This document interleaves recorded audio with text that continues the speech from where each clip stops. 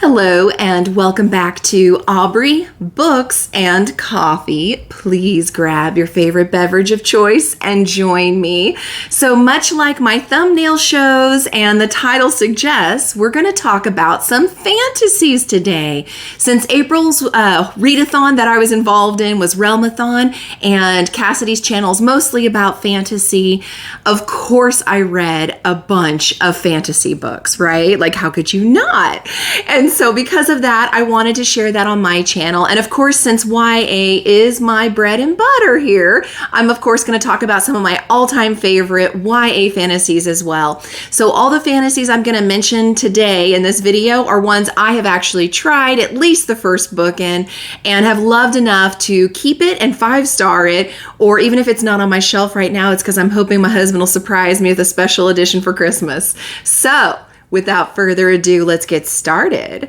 So going with my first pick for adult fantasy is The Way of Kings by Brandon Sanderson. So I have just started Brandon Sanderson's The Way of Kings, which is a brick, and I'm actually about 50 pages into it, and I love how it started because when you're reading an epic fantasy, you definitely want a war in there and possibly assassination of kings, and we're getting both like right off the bat. So, and some characters that I'm already really loving and hoping to see more of. Okay, so now I've gotten to page 100, which as you can see is like not even a tiny dent into it. But oh my gosh, so much has happened already, and they're doing time jumps. And so you have one thing that happens, and then like 5,000 years later, there's an update. And then like 8 months later, there's another update. And one of the characters that you saw previously, not in the same situation that he was in before. And you're like, what happened? And so you're following him. Then you get introduced to a new character. I'm gonna call her Shallan, Shallan, Shalane. Really great sarcastic sense of humor. I love it. And she's presenting herself to be kind of an apprentice to this woman who's super powerful. And I like her. I like her a lot. I don't want to spoil anything. You know, I'm a spoil-free channel. Suffice to say, she's interviewing to work for this woman. And she has a plan B should it not go well. And it's awesome. Okay, so I am now about 413 pages into The Way of Kings. So not even halfway through yet, about a third of the way through, but significantly further than the last update. And I have to say, I am loving it. I really am. I really like Kaladin. I think he's fantastic. I now have an understanding of someone in the book who seems to have visions and things that keep happening to him. I'm now starting to, I think, piece together what that's going to end up being all about. Of course, I could also be totally wrong. And there's some people in here that I'm kind of creeped out about. Like, I'm really, really creeped out of, I think it's like Balat or something like that. And to me, he sounds like a sociopath. He likes to kill animals and like pull off the legs. So to me, you got issues. But yeah, so it's interesting, and it's kind of fun because I was doing the Tuesday sprints with Whimsical Narratives, Kim, and one of the people on there was talking about how, because Kim's reading Mistborn, saying that epic fantasies are just so hard to follow along all the characters and stuff, and so it's very intimidating. And I just was kind of like, my thought process is, no, I'm probably not going to retain every character's name in here, especially after I finish the book, and it'll probably be a while before I pick up, the next one. And I don't have to always understand in an epic fantasy exactly how the magic works.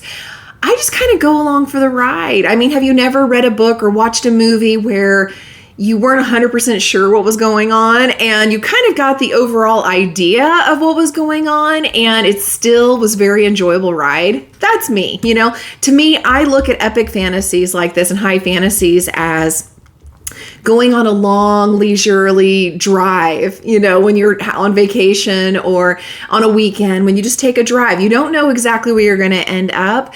But it's not about that. It's about just having fun along the way, right? All the sights you see. Sometimes you meet some fun people along the way. Maybe you see the world's biggest ball of yarn, whatever. And so that's how I look at fantasy. So I love to read these epic fantasies, and I just enjoy the ride. And so far, guys, I am surprised how much I enjoy the ride on this. It being such a chunker, being older, the cover I don't think is that pretty. All kind of led to me going, I don't know, I want to really read this. But I have to say, I'm so glad I gave it a shot. I am glad I didn't lie about where I landed on my TBR number generator, because this is really good. I am really enjoying it. And I hope if you're watching this, you're planning on picking it up, and I hope you'll enjoy it too.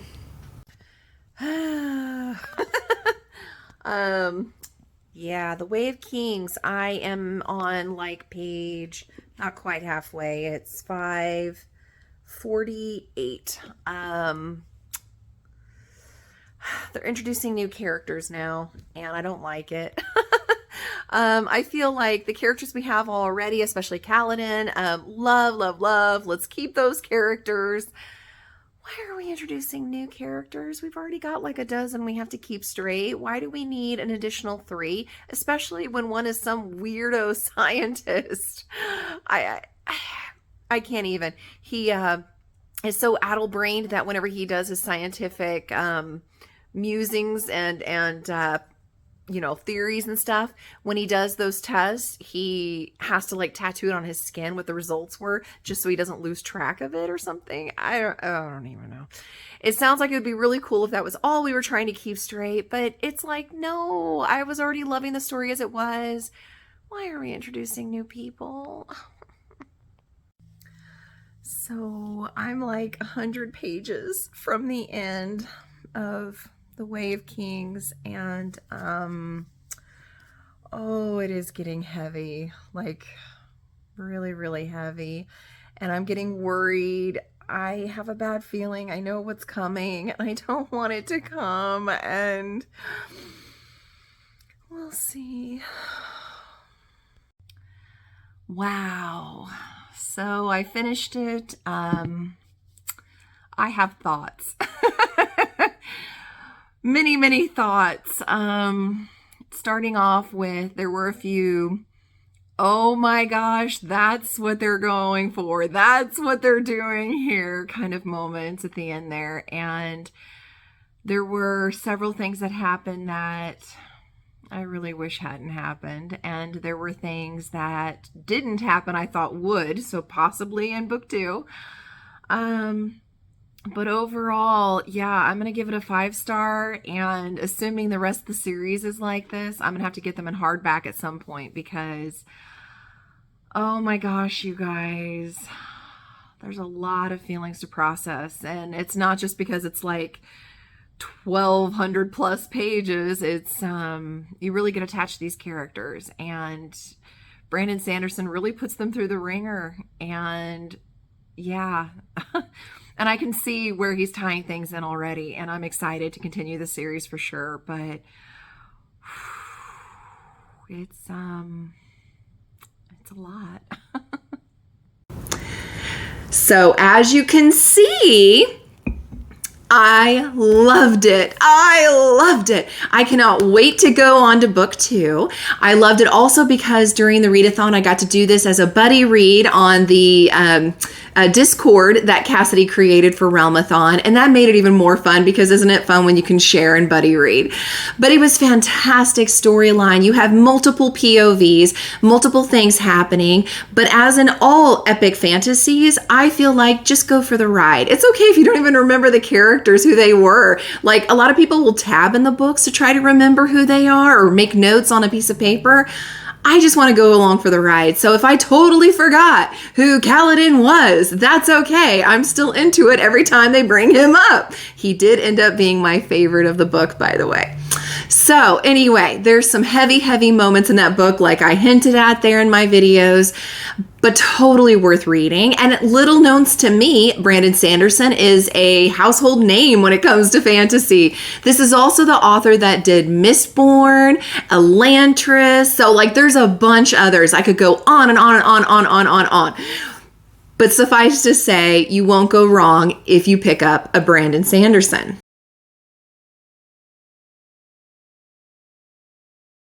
Moving on with my list is Malice by John Gwynne. So I'm about 150 pages in so far, and it's kind of cute. Like, I didn't expect that. I mean, with an epic fantasy, you expect battles, you expect giants, and we're definitely getting that. But I didn't expect the kids, and I didn't expect this dare that was done with Corbin and what kind of happened. And it reminds me so much of when I was younger and we would dare each other to do the, running up the porch stairs to hit the doorbell and run and stuff like that. And it reminds me so much of that. And also a Boo Radley, and you have to go try to creep into Boo Radley's house and stuff like that. And it just totally gives me those vibes. And I didn't expect it, so I'm kind of loving it. Okay, so I'm now in Malice. About page 230 or so. Wow. What to say? It is a wild ride. There's some slow build, which makes sense. This is the first book and it's a series, so it makes sense. Got to build up that world and the war. But yeah, I think I don't know. I had hinted before at a dare gone wrong kind of thing with Corbin, and I don't know. I kind of think this whole thing with Corbin and this old lady is going to end up like saving the kingdom somehow, because it's just really interesting. And I feel for the older sister who's always defending her younger brother, because I'm an older sister. So yeah, I don't know. It's slow, but it doesn't feel miserable, if that makes sense. It's actually kind of fun. So I am still reading Malice because it's a chunker. I'm about halfway through now. In fact, exactly halfway through. I have to say it's a bit of a wild ride. Sorry, Whiskey wanted to make sure he was on camera. He's a bit of a glory hound there. But yeah, I have to say, so far it's been a lot of fun. It's been interesting. There's lots of high epic fantasies that I'm reading for this month for Realmathon, and I'm reviewing, a few of them for this vlog. And I have to admit, though, it's probably the simplest one. It's probably the one I'm following along the easiest with everybody. Corbin's whole story, is my favorite so far. I think he's adorable. I love how he interacts with his siblings. I love his desire to, be a warrior, and how he's growing up and dealing with adolescence and stuff. And I love his partnership he has with somebody, we'll just say, and is helping with doing chores and stuff for her. It's just, every time it's Corbin's story, because each chapter has their name, as most even YA does for their view, I have to admit a smile comes on my face, and I really enjoy getting to hear what's going to happen next. I am ambivalent with the storyline for Nethir and Veritas. I'm terrible at names. Basically, Veritas has joined Nethir to kind of help fight the giants and stuff. I will say Nethir is cracking me up, because he talks about wanting to train this monster to ride into battle. And so he's going to try to learn how to get an egg so he can train and actually learn to ride it like a mount into battle. And so that to me just cracked me up. So he's actually, I'm really warming up to him. But Veritas is still just, background character for me. I don't care much. And I know I'm going to pronounce it wrong, but Evnis, I just don't care about Evnis. I'm hoping that changes a little bit, but I am halfway through. Definitely going to finish this. Right now it's feeling like a 4-star, so we'll see how it goes in the second half. You can either really win me over or lose me, so gain that 5th star and thereby sit on my shelf forever and I continue, or it's a 4-star, but I still continue the series, I just don't keep it. Or yeah, you lose me and then I tell everybody don't even bother continuing the series. So it'll be interesting.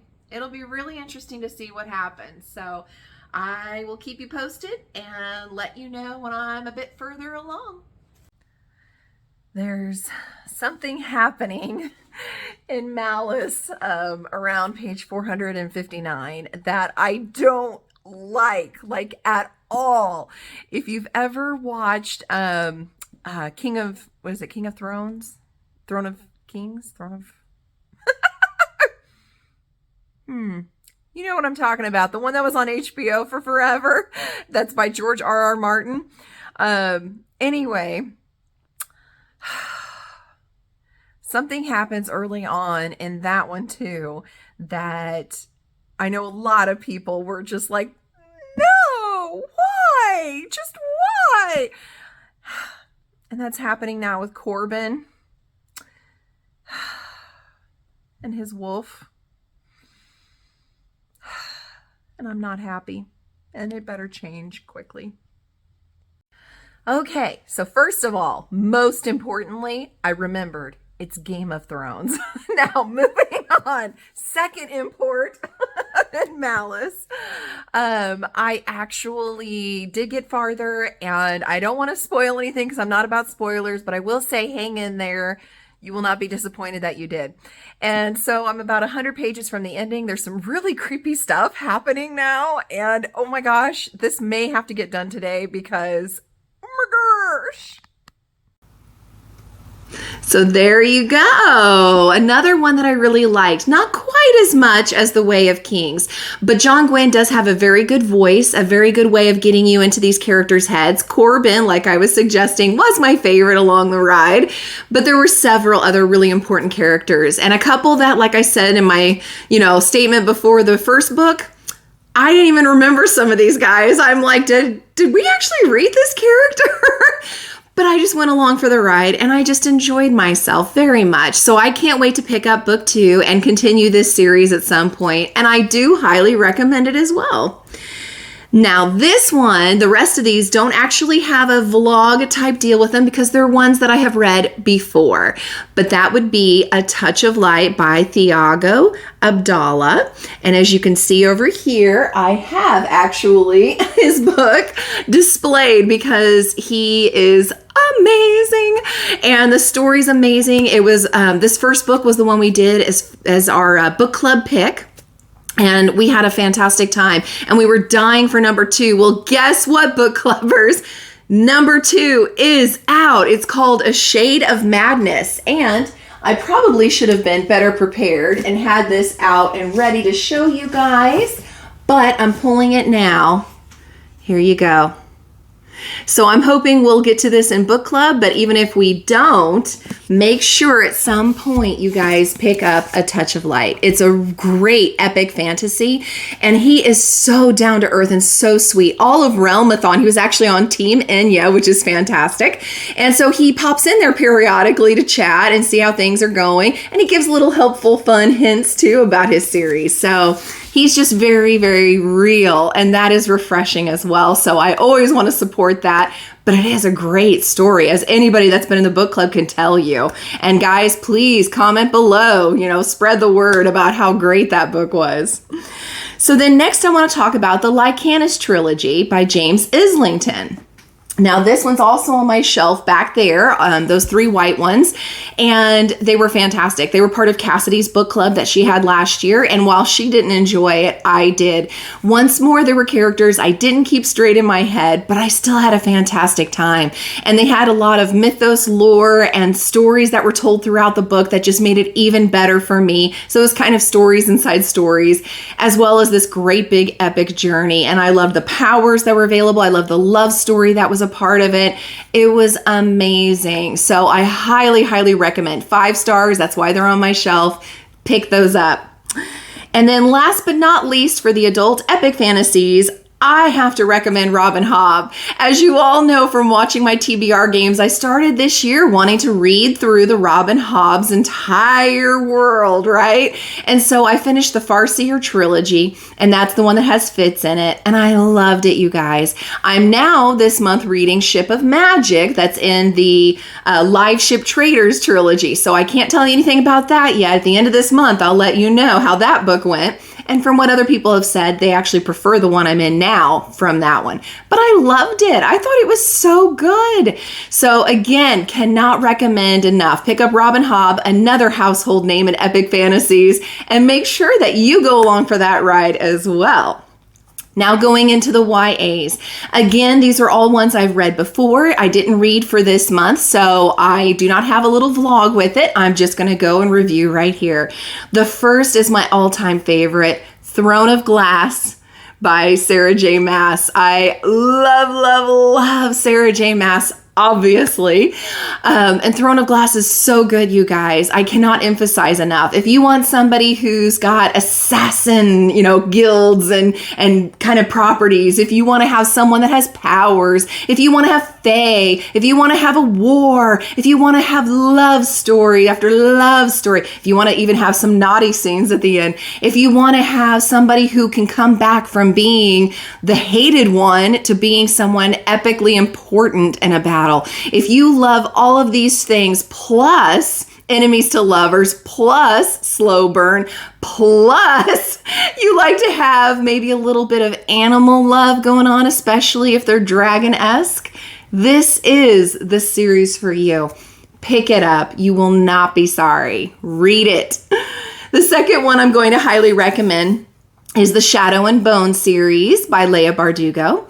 I have not finished the third one yet. However, the first and the second one were still ones I enjoyed. I know there's a TV series on Netflix that I'm excited to get into and see. I just have to finish that third, so there's no spoilers. But definitely pick this up. I love Leigh Bardugo's style. Now, I have just personally preferred her Ninth House Hellbent and the Six of Crows and Crooked Kingdom. But that being said, it's still a solid trilogy, and I am still enjoying it. I'm still planning on finishing it and wrapping it up for you guys. So definitely pick it up. And if you've not read anything by her, you need to. The next fantasy for YA I'm going to recommend is the Folk of the Air series. This is by Holly Black. Now, this one, of course, I've only read the first one, and that was the beginning of this year, and that's The Cruel Prince. But it definitely drew me in, and I'm definitely ready, and she keeps coming out with more. I think she's come out with like 7 or 8 already, so definitely check that out, especially if you're into fae and fairy, because that's where that world is definitely right in the middle of. The next one that I'm going to recommend is the Red Queen series by Victoria Aveyard. Now, this one, was not my be-all, end-all, but it was a solid series. And book 1, love book 1. It was the rest that got, I thought, a little deep in the weeds about the war stuff, but if that's what you're all about, you'll love this series. And in fact, Cassidy cannot rave. She's not big on on YA, so she doesn't do a lot of reading in the YA genre like we like, but even she really enjoyed this series. So it is definitely one to check up. My personal preference is don't let that, color anything. You go out there and you enjoy. It is a fun series. Lots of characters I love. Lots of times I laughed out loud. Love triangles and angst all over. But it's a definite war heavy and politic heavy series. So just keep that in mind. The next one and the last one I'm going to recommend goes the complete, other side of that pendulum swing from the war heavy. And it's Caraval by Stephanie Garber. I love this trilogy and I love the prequels. This is such a fun story. If you ever read The Night Circus and liked it, you're going to love this. It has those same kind of feels and vibes and just the whole mystery of participating in this world where anything can happen. It really is a fantastical voyage. And just when you think it's going to wrap up and that's the end of the game, you get book 2, and then you get book 3, and then you get the prequels, and it's just, oh my gosh. Oh my gosh. It is so good. I cannot recommend it hard enough and loud enough. So thank you guys for joining me. Please like, subscribe, and send your friends. And oh my gosh. April's been so fun already. We've got only half a month to go, and then we've got the wrap up and a few important announcements. So stay tuned.